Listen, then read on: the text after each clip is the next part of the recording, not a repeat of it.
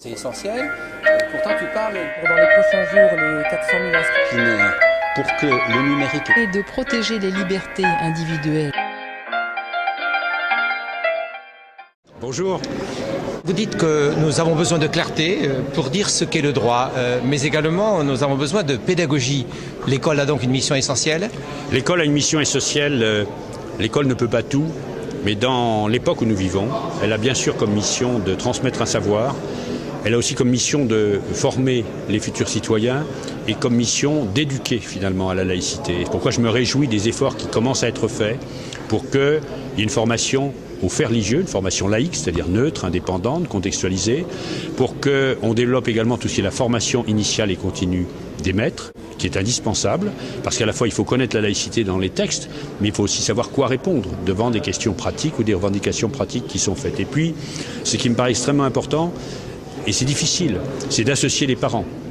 Les parents qui sont le plus éloignés de l'école, parfois de la laïcité, sont ceux qu'on ne voit pas quand ils sont convoqués par un professeur, qu'on ne voit pas dans un conseil de classe. Donc au-delà de quelque chose qui est un rituel, qui n'est pas négligeable, de signer le règlement intérieur, de signer la charte de la laïcité, il faut rechercher tous les moyens de construire avec les parents cette éducation critique, cette éducation émancipatrice qui permet à chaque enfant de réfléchir par rapport à ses conditionnements, par rapport à son histoire, et de se déterminer le moment venu comme une personne libre. Ouvrir l'école aux parents, est-ce que c'est possible avec le numérique ?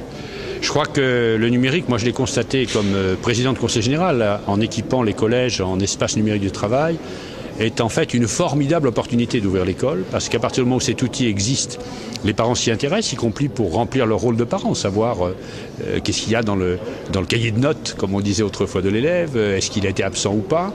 Et puis du coup, ils s'intéressent à l'informatique et à Internet, et s'ils n'en ont pas la maîtrise, ou s'ils n'ont pas chez eux les outils, l'école peut être le lieu où ils viennent se former.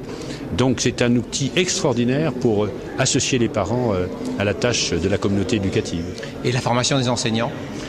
Capital, et il faut que ce soit une formation, et nous y veillons à l'Observatoire en liaison avec le ministère et la ministre, qui soit à la fois théorique, que dit la loi, que disent les règlements, et pratique. Qu'est-ce qu'on répond à un élève qui vous dit ceci ou cela, qui vous demande ceci ou cela. Moi j'ai participé tout récemment, la semaine dernière, une journée entière à Poitiers, où il y avait des initiatives qui ont été prises par les élèves pour que chacun explique ce qu'était la laïcité en dialogue avec les profs, et c'était une très bonne démarche. Merci beaucoup Jean-Louis Arco. Merci.